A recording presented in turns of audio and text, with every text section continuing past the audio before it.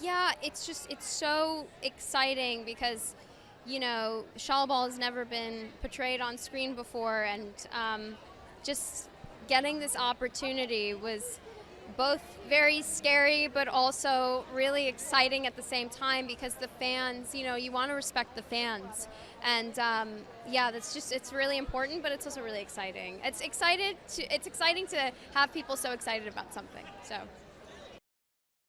Well, I think what makes these characters relatable, first of all, the Fantastic Four is the first family in and it's really, yes, it's superhuman, superhero, it's Marvel, but it's really a film about community, family, and love and connection, and that's what I love about this. And the Fantastic Four, the four actors, have amazing chemistry, so I think people are really going to love that.